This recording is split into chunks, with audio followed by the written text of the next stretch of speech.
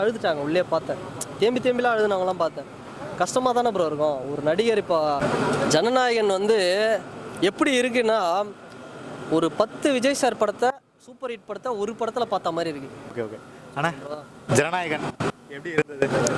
ஜனநாயகன் வந்து எப்படி இருக்குன்னா, ஒரு 10 விஜய் சார் படத்தை சூப்பர் ஹிட் படத்தை ஒரு படத்தில் பார்த்த மாதிரி இருக்கு. கத்தி, துப்பாக்கி, மெர்சல், தெரி, பிகிலு, அப்புறம் சர்க்கார் எல்லாத்தையும் ஒன்றா பார்த்த மாதிரி இருக்குது. செம்மையாக இருக்குது, தீயாக இருக்குது. இதை தாண்டி ஒரு மெசேஜ் சொல்லியிருக்கிறாரு. இந்த அஸ்ஸாம், மணிப்பூர், வெஸ்ட் பெங்கால் இந்த மாதிரி நார்த் இந்தியாவில் நடக்கக்கூடிய மதத்தை வச்சு எப்படி கலவரம் உண்டாக்குறாங்க, மக்களுக்குள்ள பிரிவினை ஏற்படுத்துகிறாங்க அப்படிங்கிற ஒரு அருமையான விஷயத்த சூப்பராக சொல்லியிருக்கிறாரு எச் வினோத் சாரும் விஜய் சாரும். 30% தான் இது கேசரி, மீதி 70% இது எச் வினோத் அண்ட் தளபதி விஜயோட படம். இது மட்டன் பிரியாணி, இது கேசரிலாம் கிடையாது. அதனால் தாராளமாக வந்து பாருங்கள், ஃபயராக இருக்குது.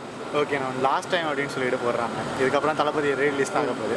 ஸோ எவ்வளோ மிஸ் பண்ணுறீங்க தளபதியை? ஸோ இதுக்கப்புறம் தளபதி படம் வரப்போகுது. கண்டிப்பாக ஒரு ரசிகனாயிரு, ஒவ்வொன்றோடையும் ரசனையோடு பழகு. நான் வந்து அஜித் சார் ஃபேனாக இருந்தாலும் அவர் சொன்ன விஷயங்களை நான் ஃபாலோ பண்ணுறேன். விஜய் சார் சொன்னது என்னென்னா, டான்ஸாக இருக்கட்டும், one of the best dancer, singing, sweet singer, stunt சூப்பராக பண்ணக்கூடியவர், அதே மாதிரி சூப்பராக என்டர்டெயின் பண்ணுறவர், ஹியூமர் சென்ஸ் அதிகம் அவருக்கு. அப்படிப்பட்ட ஒரு மனுஷனை இந்த சினிமா மிஸ் பண்ணுது, தமிழ் சினிமான்றது கொஞ்சம் வருத்தமாக தான் இருக்குது. ஆனால் அதுக்கு ஆல்டர்னேட்டிவாக சிஎம்னு ஒன்று இருக்குல்ல, அதனால கொஞ்சம் சந்தோஷமாக இருக்குது.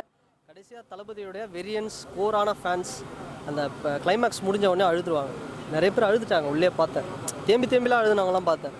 கஷ்டமாக தானே ப்ரோ இருக்கும். ஒரு நடிகர் இப்போ ரஜினின்னு வந்து வாழ்க்கையை ஃபுல்லாக வாழ்ந்தவன், ஒரு பக்தனாக வாழ்ந்தவன், ரஜினி இனிமேல் வந்து சினிமா விட்டே போகிறேன்னு சொன்னால் அவனுக்கு ஒரு அழ வரும்ல, அப்படி ஒரு அழை தான் இன்றைக்கி வந்து பல பேர் அழுதுருக்காங்க. ஒரு எமோஷ்னலாக இருக்குது ப்ரோ. எனக்கே எமோஷ்னலாக இருக்குது. அஜித் ஃபேன் எனக்கே எமோஷ்னலாக இருக்குது. ரொம்ப கஷ்டமாக தான் இருக்குது. ஓகே ஓகேண்ணா. இப்போ வந்துட்டு அதெல்லாம் தாண்டி வந்துட்டு அனிருத்